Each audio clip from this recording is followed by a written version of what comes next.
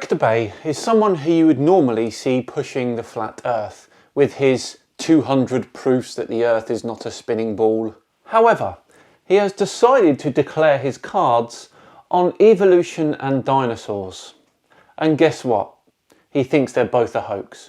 Well, since he's had many lessons on flat earth on this channel, perhaps it's time he got the Simon Dan treatment regarding dinosaurs too. Here we go again.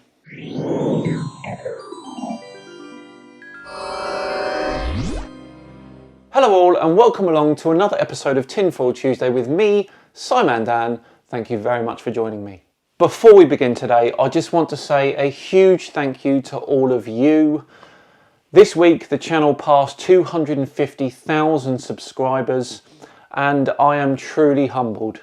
To mark the occasion, I'll be making a Q&A video.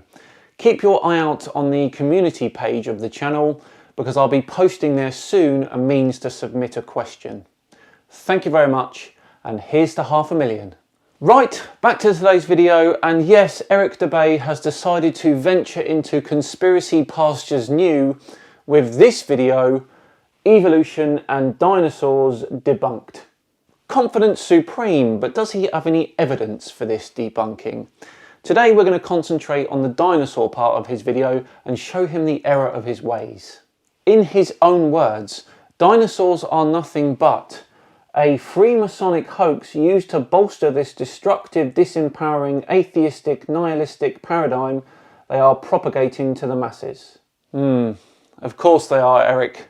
Of course they are. Let's settle in and see how this unfolds, shall we? The class Dinosauria was originally defined by Sir Richard Owen of the Royal Society and Superintendent of the British Museum Natural History Department in 1842. Or, in other words, the existence of dinosaurs was first speculatively hypothesized by a knighted museum head coincidentally in the mid-19th century during the heyday of evolutionism, before a single dinosaur fossil had ever been found. This is simply not true. When Richard Owen coined the phrase dinosaur, there had already been several finds on the south coast of England. And to make a point of the timing of this is also a mistake. Every historian will tell you that Richard Owen completely disagreed with Charles Darwin's theory of evolution through natural selection. Almost immediately, Dubay bears his lack of research skills for all to see. The Masonic media and mainstream press worldwide got to work hyping stories of these supposed long-lost animals, and then, lo and behold, 12 years later, in 1854, Ferdinand van de Veer Hayden, during his exploration of the upper Missouri River, found proof of Owen's theory. A few unidentified teeth he mailed to leading paleontologist Joseph Leidy, who several years later declared them to be from an ancient, extinct Trachodon dinosaur, which, beyond ironically, means rough tooth. Firstly, it should be needless to say that it is impossible to reconstruct an entire hypothetical ancient animal based on a few teeth. This is a long and complex story, but the long and the short of it is that Leidy probably did misclassify the dinosaur based on those teeth. However, they were from a dinosaur. That has never been disputed by modern day paleontologists. But even more importantly, it is dubious that a myriad of ancient reptile, bird, and reptile-mammal transitional forms necessary for the blossoming theory of evolution would be hypothesized and then conveniently discovered by teams of evolutionist archaeologists purposely out looking to find such fossils. Eric conveniently leaving out all the fossils that have been accidentally found, something which has happened many times throughout history. And it is even more dubious that such fossils have supposedly existed for millions of years, but were never found by or known to any civilization in the history of humanity until evolutionism's Masonic Renaissance in the mid-19th century. Because of the age of dinosaur fossils, we normally have to go pretty deep before finding them. Either that, or an enormous amount of weathering has to happen. There is no surprise that as the population grew and we moved out into the countryside making bigger and more elaborate buildings, then there would be more of these sorts of fossil discoveries. David Wozni wrote, Why are there no discoveries by Native Americans in all the years previous when they roamed the American continents? There is no belief of dinosaurs in the Native American religion or tradition? Again, not true. There are certainly records of Native Americans interacting with dinosaur fossils, although it is almost abundantly clear that they did not know what they were interacting with. For that matter, why were there no discoveries prior to the 19th century in any part of the world? According to the World Book Encyclopedia, before the 1800s, no one ever knew that dinosaurs existed. During the late 1800s and early 1900s, large deposits of dinosaur remains were discovered.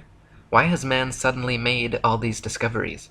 No tribes, cultures, or countries in the world ever discovered a dinosaur bone before the mid-1800s, and then they were suddenly found all over the world in North America, South America, Europe, Asia, Africa, Argentina, Belgium, Mongolia, Tanzania, West Germany, and many other places apparently had large deposits of dinosaur fossils never before seen. Because we knew what we were looking for. Once the discovery had been made, we knew what we were looking at. Then, from that, more discoveries could be made. That's how this works, Eric. We aren't born as a race with all of this knowledge laid out in front of us, we discover it. Dubay talks briefly about two paleontologists that were big players in the great dinosaur rush, before commenting on the legitimacy of their finds. Out of the 136 dinosaur species supposedly discovered by the two men, however, only 32 are presently considered valid, as the rest have all proven to be falsifications and fabrications. None of them once claimed to find a complete skeleton either, so all their work involved reconstructions. In fact, to this day, no complete skeleton has ever been found, and so all dinosaurs are reconstructions. It would be incredibly difficult to find dinosaur remains that were 100% complete. However, Sue, which was discovered in 1990, is over 90% complete. Now, if I gave you a sandwich, Eric, and it was 90% complete, then you would still acknowledge that as a sandwich, wouldn't you? And you'd probably still eat it. David Wozni wrote, "Discoveries and excavations seem not to be made by disinterested people such as farmers, ranchers, hikers, outdoor recreationists, building construction industry basement excavators, pipeline trench diggers, and mining industry personnel, but rather by people with a vested interest such as paleontologists, scientists, university professors, and museum organization personnel who were intentionally looking for dinosaur bones or who have studied dinosaurs previously. Finds are often made during special dinosaur bone hunting trips and expeditions by these people to faraway regions already inhabited and explored. This seems highly implausible." The following clip is from the very first Tinfoil Tuesday I ever did. This is a nodosaur. Guess what? It was stumbled upon by some miners in Canada in 2011. Tim Bryce, a 4-year-old, found a 100 million year old dinosaur bone when he was digging out with his dad. Need I go on? Just saying. Eric moves on to talk about the fossils displayed in museums. In fact, the huge dinosaur bone displays found in museums across the world are admittedly carefully prepared fakes. No independent researcher has ever examined a real dinosaur.